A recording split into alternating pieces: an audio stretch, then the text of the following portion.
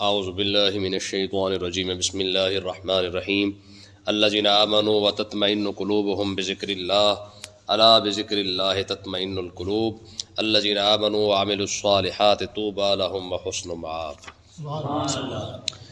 پچھلی آیت کے اندر اللہ تبارک و تعالیٰ نے ارشاد فرمایا تھا، فرمایا محبوب اب بھی یہ آپ سے معجزات مانگتے پھر رہے ہیں، فرمایا کہ ان کو فرما دیں، فرمایا بھائی ہدایت اور گمراہی میرے رب کے پاس ہے، اب وہ جسے چاہتا ہے گمراہ کر دے، جسے چاہے ہدایت عطا فرما دے۔ اب مزید تمہارے لیے کوئی معجزے وغیرہ نہیں ہے، جس طرح تمہیں دکھانا تھا وہ دکھا دیا ہے، اب مزید تمہارے لیے کوئی معجزات وغیرہ نہیں دکھائے جائیں گے۔ دیکھیں نا جی، کون سا معجزہ تھا جو کفار مکہ نے نہیں مانگا تھا؟ ٹھیک ہے، کون سی بات تھی جو ان کی پوری نہیں کی گئی ہے؟ ہر بات، ہر ڈیمانڈ ان کی پوری کرنے کے باوجود بھی ان کی سوئی وہی پہ اڑی ہوئی تھی، نہیں جی کوئی معجزہ نہیں آیا۔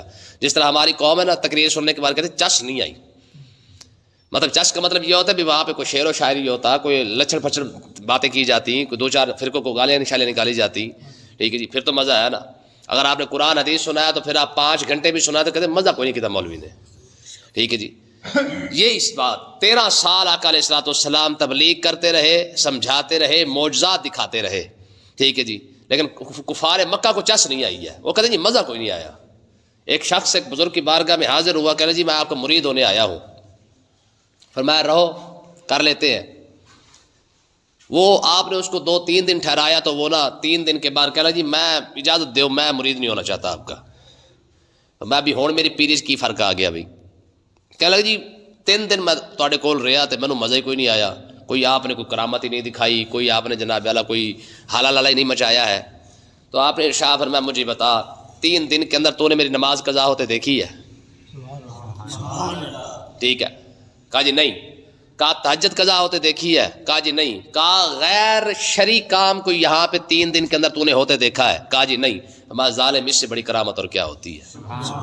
ٹھیک ہے نا جی، ہماری قوم کا معیار ہی پٹھا ہے۔ وہ کہتے ہیں جی اگر کوئی پیر آپ کو کرنی دھرنی والا صرف وہی ہے جو آپ کو پٹھا سیدھا کام کر کے دکھا دے، اگر کوئی شریعت پہ چل رہا ہے تو ہماری قوم کی نظروں میں آج یہ کرامت کوئی نہیں ہے، جبکہ حقیقت یہ ہے کہ فی زمانہ جو موجودہ زمانہ لگا ہے، موجودہ دور میں سب سے بڑی کرامت یہ ہے کہ کوئی شخص شریعت کے مطابق زندگی گزار رہا ہو۔ یہ دور ہے سب سے بڑی، اس دور کی سب سے بڑی جو کرامت ہے نا وہ یہی ہے کہ اگر کوئی شخص اس وقت بھی شریعت کے مطابق کھڑا ہوا ہے، ٹھیک ہے۔ آقا علیہ السلام نے ارشاد فرمایا تھا کہ ایک وقت آئے گا دین پر چلنا اتنا مشکل ہو جائے گا جیسے آگ کا انگارہ اٹھا کے ہاتھ میں رکھنا مشکل ہے۔ یہی دور ہے، ٹھیک ہے جی۔ جو بندہ آپ کو سیدھے راستے پہ نظر آئے گا اس پر جگت بازی، اس پر ہوٹنگ، اس پر جناب اللہ باتیں، اس پر فکریں، اس پر جملے، ہر شے کسی جا رہی ہے۔ یہی دور ہے، ٹھیک ہے۔ تو اس کا مطلب یہ ہے کہ اس دور کا سب سے بڑا پیر کی سب سے بڑی کرامت یہی ہے کہ اگر کوئی پیر ہے یا عالم ہے یا کوئی بندہ ہے، مومن بندہ ہے، اس کی سب سے بڑی کرامت یہی ہے کہ یار وہ اس دور کے اندر بھی شریعت پر اگر چل رہا ہو۔ سمجھ آئی؟ تو بہرحال اللہ تعالیٰ نے ارشاد فرمایا محبوب اب ان کو کچھ نہیں دکھانا ہے، اب فیصلہ جو ہونا تھا وہ ہو چکا ہے۔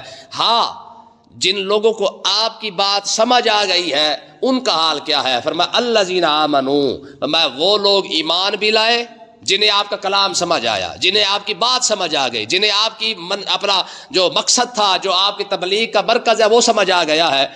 اگر لوگوں کو جن لوگوں کو آپ کی بات سمجھ آ گئی ہے وہ کون لوگ ہیں؟ فرمایا الذین آمنوا، یہ وہ لوگ ہیں جنہیں آپ کی بات سمجھ آئی اور وہ ایمان بھی لے آئے، ٹھیک ہے جی۔ دیکھیں نا جی، اس دور کے اندر یار، اس بستی کے اندر، اس علاقے کے اندر، اس شہر کے اندر دونوں بندے عربی ہیں، ٹھیک ہے، جناب بلال بھی، عمار بن یاسر بھی، صہیب رومی بھی، حالانکہ وہ تو روم سے آئے تھے، سلمان فارسی فارس سے آئے تھے، ان کو سارا کچھ سمجھ آ گیا ہے۔ ابو جہل، عتبہ، شیبہ، ولید، نضر بن حارث، عقبہ بن ابی معیط، یہ جو کافروں مکہ کے سب سے بڑے چودھری تھے، ان کو سمجھ نہیں آیا ہے۔ تو اللہ تعالیٰ نے ارشاد فرمایا پھر جنہیں سمجھ آیا نا، سلمان فارسی کو آپ سے پوچھا جاتا کہ جناب آپ جانتے ہیں یہ بڑی عمر والے صحابی ہیں، 250 سال اللہ تعالیٰ نے ان کو عمر عطا فرمائی ہے، 250 سال ان کی عمر ہے، 120 سال انہوں نے عالم کفر میں گزارے اور 120 سال انہوں نے اسلام کے اندر گزارے ہیں۔ تو جب آپ سے پوچھا جاتا نا کہ سلمان آپ کیونکہ فارس سے آئے ہیں تو پھر اپنا کوئی خاندان بتائیں، کوئی نسب نامہ، کوئی پیچھے والا کوئی حساب کتاب کچھ تو بتائیں۔ تو سلمان فارسی پتہ کیا فرماتے ہیں؟ آپ فرماتے تھے سلمان بن اسلام بن اسلام بن اسلام، بس میرا کنبہ بھی اسلام ہے، میرا خاندان بھی اسلام ہے، میری برادری بھی اسلام ہے، میرا باپ بھی اسلام ہے، میرا بیٹا بھی اسلام ہے، میں آپ ہی اسلام، بس اسلام کے سوا کچھ ہے ہی نہیں۔ ٹھیک ہے جی. ہمارا کنبہ بھی اسلام سے شروع ہوتا ہے اور کنبہ اسلام پہ ختم ہو جاتا ہے. ٹھیک ہے. تو اللہ تعالیٰ نے ارشاد فرمایا, دیکھو ذرا, فرمایا الذین آمنوا, فرمایا جو لوگ ایمان لائے نا ان کی نشانی کیا ہے. فرمایا وتطمئن قلوبہم بذکر اللہ, اللہ کا ذکر سنتے ہی ان کے دلوں کو سکون حاصل ہو جاتا ہے. قرآن سن کر انہیں کیا ملتا ہے؟ سکون ملتا ہے. اور قرآن مجید کی ایک اور آیت ہے, فرمایا کہ مومن بندے کی اور منافق کی نشانی یہی ہے کہ جب قرآن سنتا ہے, صحابہ کرام کے اندر جب قرآن نازل ہوتا نا, جب کوئی نئی آیت آتی تو ہوتا کیا تھا, فرمایا کہ یہ ہم پیچھے پڑھ بھی آئے ہیں, فرمایا جب قرآن کی کوئی نئی آیت نازل ہوتی صحابہ کرام کا ایمان ہی بڑھ جاتا, ان کے ایمان کے اندر اور اضافہ ہو جاتا اور تقویت آ جاتی. اور منافق ابھی پچھلے درد سے نہیں نکلا ہوتا ہے, کوئی نئی آیت جب نازل ہوتی تو اس کا درد اور ذرا بڑھ جاتا. ٹھیک ہے. تو اللہ تبارک و تعالیٰ نے ارشاد فرمایا کہ بھائی ایمان والوں کی نشانی کیا ہے؟ تطمئن قلوبہم بذکر اللہ, اللہ کا ذکر سنتے ہی ان کے دلوں کو کیا ہوتا ہے؟ سکون مل جاتا ہے.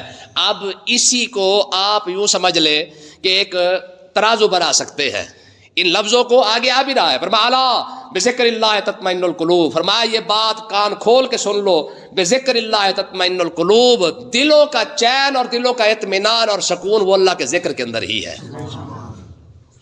یہ ترازو ہے, ترکڑی ہے یہ. ٹھیک ہے جی. جو شخص دیکھنا چاہے نا کہ وہ صاحب ایمان ہے کہ نہیں, اسے یہ دیکھ لینا چاہیے کہ جس محفل کے اندر بیٹھا ہوا ہے وہ محفل اگر دین کی ہے اسے سکون مل رہا ہے کہ نہیں. ٹھیک ہے جی.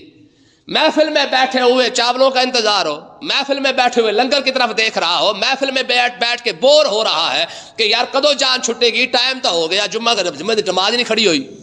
ٹھیک ہے جی. سمجھ لے کہ ایمان والا کھانا خالی ہو چکا ہے.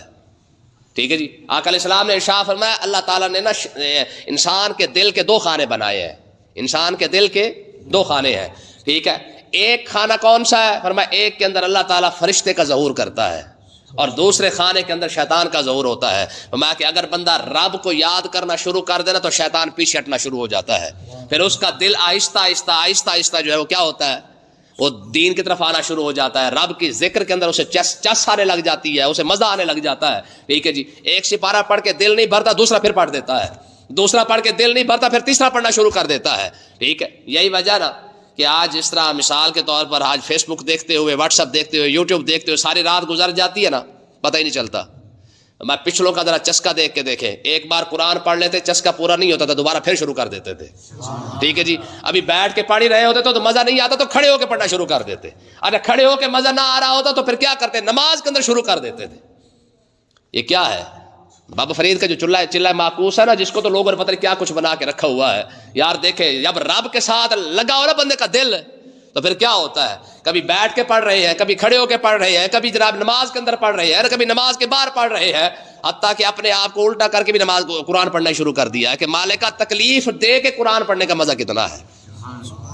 سمجھ آئی کہ نہیں آئی؟ تو کہنے کا مقصد یہ ہے کہ بھائی اگر کوئی شخص دیکھنا چاہے نا کہ اس کے دل کے اندر ایمان کتنا ہے, وہ یہ دیکھ لے کہ اسے رب کے ذکر میں مزہ کتنا آتا ہے, اس محفلوں میں بیٹھنے کا مزہ کتنا آتا ہے. ٹھیک ہے. میں نے آپ کو کہا نا کہ باہر جا کے پوچھ کے دیکھیں, وہ کہیں گے یہ ویلے لوگ ہیں جو مسجد کے اندر بیٹھے ہوئے ہیں, انہیں کم ہی کوئی نہیں ننو. ٹھیک ہے جی. ساڑھے تو کم ہی نہیں مکڑتے آندے. سمجھ آئی کہ نہیں آئی ہے؟ مجھ سے ایک دوست نے نا سوال پوچھا, کہہ رہا جی مسجد ویران کیوں ہو گئی ہیں. میں نے کہا کوئی جواب تو تیرے کول بھی ہونا ہے. کہہ رہا جی مولوی نہیں وجہ تو. میں کہا اچھا. میں چلو تیرا نظریہ ٹھیک ہے, میں کہا ذرا تو مجھے بتا ایمانداری سے, آج کل مسجدوں کے اندر جو کمائی لگ رہی ہے وہ حلال کی ہے کہ حرام کی ہے جی؟ جو صدقہ دے رہے ہیں وہ کون سی کمائی ہے؟ جو مسجدوں میں لگ رہی ہے وہ کون سی کمائی ہے؟ جو مزاروں میں لگ رہی ہے وہ کون سی کمائی ہے؟ ٹھیک ہے جی. دیکھیں میں آپ کو حقیقتاً بتاتا ہوں نا کہ حلال کی برکت کیا ہے, تاثیر کیا ہوتی ہے. یہی تاثیر ہوتی ہے کہ جیسے حلال کا ایک لقمہ اندر جائے گا اس کی تاثیر کچھ اور ہوگی, دل کرے گا یار دوسرا بھی آ جائے. بابا فرید رحمۃ اللہ علیہ نا, خواجہ غلام فرید رحمۃ اللہ علیہ, آپ بھاولپور آئے تو آپ اپنے ایک مرید کے گھر جو ہے وہ آپ رکے, سٹے فرمایا نا, ہاں سٹے فرمایا, رکے تو کیا ہوا, مریدنی نے اندر سے جناب ایک لسی کا گلاس بھیجا, جگ تھا یا گلاس تھا جو بھی تھا, آپ نے گلاس کے اندر جناب وہ لسی ڈالی گئی, تو لسی ڈال کے جو پہلا آپ نے گھونٹ لگایا نا, گھونٹ پیا, پینے کے بعد آپ نے گلاس رکھ کے فرمایا شکر الحمدللہ, بڑے عرصے بعد تہجد گزار عورت کے ہاتھ کی لسی پی ہے. ٹھیک ہے.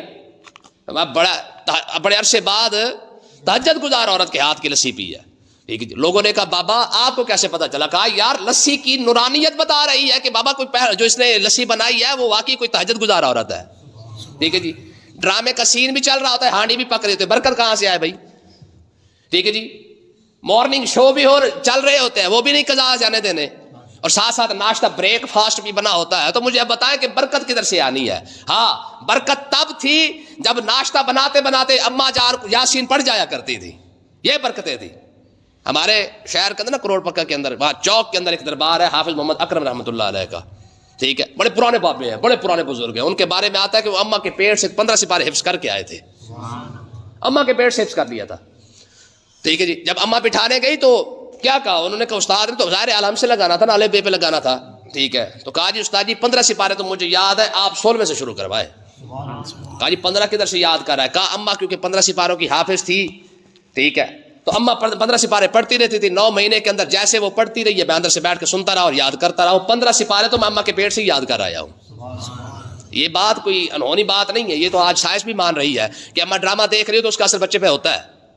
دیکھا نہیں ہے کہ گھر کے اندر تصویریں لگی ہوتی ہے, جیسے کوئی بی حاملہ ہوتی ہے تو کیا کرتے ہیں, تصویر لگا دو بھی سونے بندے کی. ٹھیک ہے جی. ہاں فلم سٹار کی تصویر لگی ہو تو بچے بھی تو ڈانسر ہی پیدا ہوگا نا, یہ تو اصول ہے.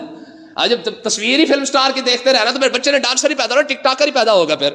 ٹھیک ہے, تو بہرحال اللہ تعالیٰ نے یہ اصول بیان فرمایا کہ جس بندے کو دیکھنا چاہو نا صاحب ایمان بندہ کون ہے, میں بذکر اللہ تطمئن القلوب, میں جس کے دلوں کے اندر اللہ کے ذکر کی وجہ سے سکون آنا شروع ہو جائے سمجھ لو کہ صاحب ایمان بندہ ہے, سمجھ لو صاحب ایمان بندہ ہے. اچھا کریم آقا علیہ الصلوۃ والسلام نے یہی آیت صحابہ کرام کے سامنے رکھی. فرمایا صحابہ تم جانتے ہو یہ وہ لوگ جن کے دلوں کو اللہ کے ذکر سے چین ملتا ہے, وہ اللہ کا ذکر ہے کیا؟ دل جو جس سے مطمئن ہوتے ہیں, چین جن کو ملتا ہے, وہ ذکر کون سا ہے؟ یہ کریم آقا علیہ السلام نے صحابہ سے پوچھا. آپ کو پتا ہے صحابہ پھر یہ تو تھے نہیں نا کہ جناب فلانی فلانی فلانی فلانی فلانی گل. ٹھیک ہے جی. آج کہہ رہے بڑا بول رہا اور چھوٹے ٹھک کر کے بیچ میں جواب دیتے ہیں کہ ٹھیک ہے جی. ابا بھی کہہ رہا تھا منڈا بڑے کالج جانا نا تا کر کے بول لینا, بڑا ہوشیار ہے, کسی نے بولا نہیں دینا. ٹھیک ہے, بھاوے بڑی داڑھی والا بیٹھا ہو بھاوے چٹی داڑھی والا بیٹھا ہو, ساڈا منڈا ہلا نہیں دینا کسی نے. ہاں ابا فخر کر رہا ہے اس پر, یہ نہیں دیکھ رہا کہ تیرے بیٹے کی بدتمیزی ہے کہ نہیں ہے. ٹھیک ہے جی.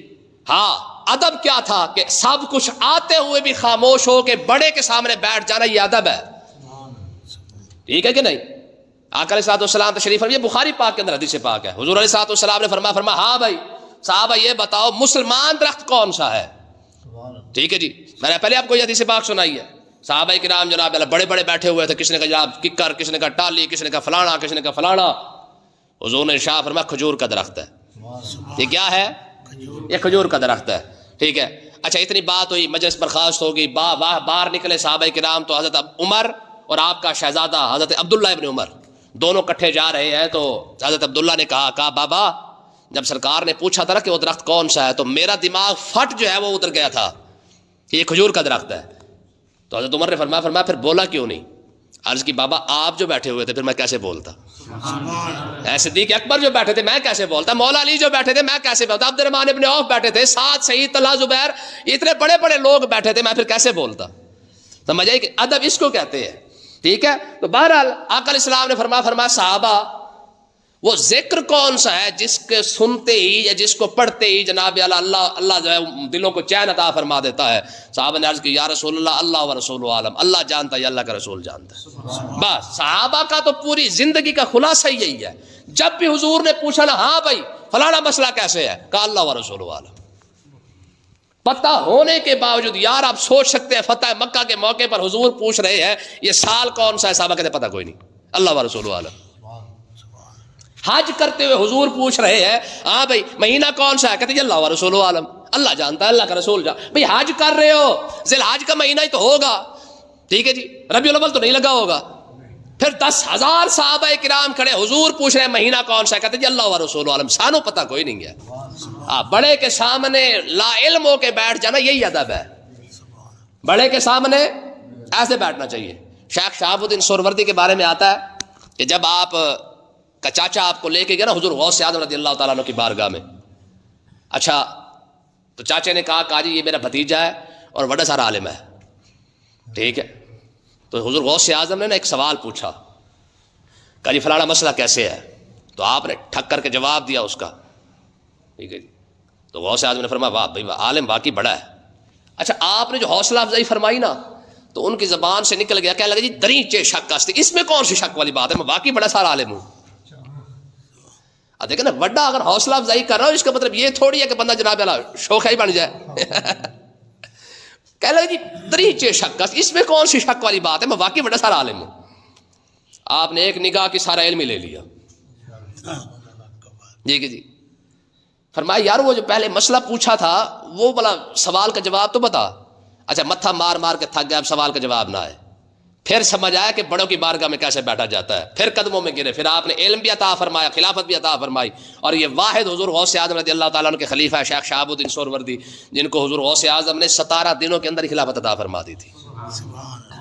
17 دنوں کے اندر ہی خلافت عطا فرمائی ہے. ٹھیک ہے. تو بہرحال حضور علیہ الصلوۃ والسلام نے پوچھا, فرمایا صحابہ بتاؤ اللہ کا ذکر کا دل سے مطمئن کیسے ہوتا ہے. عرض کی اللہ و رسول عالم. حضور نے ارشاد فرمایا پھر میں بتاؤں. حضور آپ نے تو بتانا ہے, کس نے بتانا ہے. حضور نے ارشاد فرمایا اللہ کا ذکر ہو رہا ہو, بندے کو سکون مل رہا ہو, سمجھ لو کہ اس کا دل مطمئن ہو چکا ہے. پھر فرمایا اللہ کے رسول کا ذکر ہو رہا ہو اور رسول اللہ کا ذکر سنتے ہوئے بندے کا دل حشاش بشاش ہو جائے, سمجھ لو کہ رب نے دل کو مطمئن کر دیا ہے.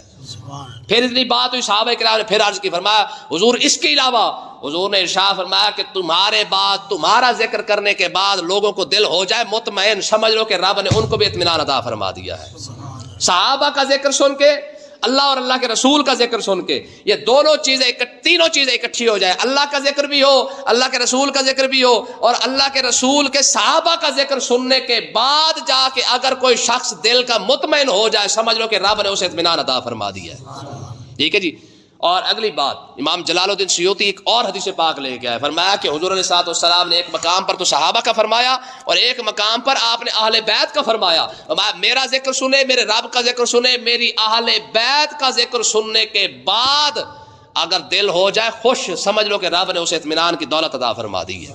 ٹھیک ہے جی. تو یار دیکھیں اس لحاظ سے خدا کی قسم ہے خوش قسمت پھر ہم ہی ہے. ٹھیک ہے جی.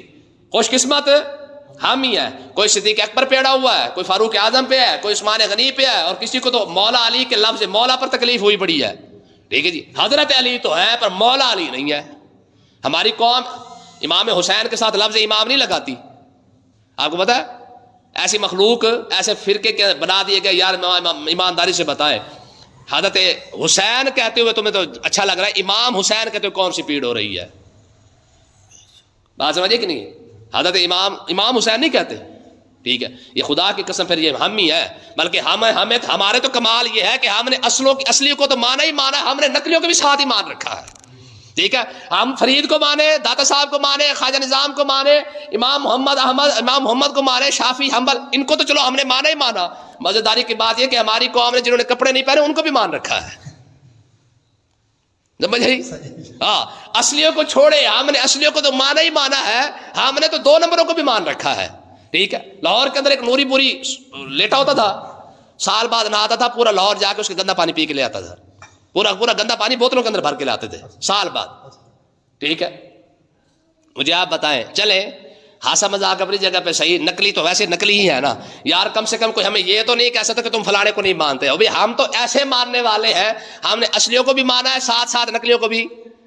چلو قیامت کے دن وہ کہتے ہیں نا عزت کریں, جب مشین لگتی ہے نا تھریشر والی, کڑک والی, دانے صاف ہو جاتا ہے, بھوسا شوسا نکل جاتا ہے, تو قیامت کا دن آئے گا یار اصلی تو ہمارے کھاتے میں ہے ہی ہے, بھوسا شوسا آپ جنت میں نکل جائے گا, ہم اس سے کیا کرنا ہے. تو بہرحال کہنے کا مقصد یہ ہے ہم نے کرنی والی سرکار بھی مانی ہے اور اصلیوں کو بھی مانا ہے. تو بہرحال اطمینان کی دولت کیا ہے, اللہ اور اللہ کے رسول کا ذکر ہو اور ہمارے بزرگوں کا ذکر سننے کے بعد دل خوش ہو جائے, سمجھ لو رب نے اطمینان کی دولت عطا فرما دی ہے. اللہ پاک سمجھنے کی توفیق عطا فرمائے.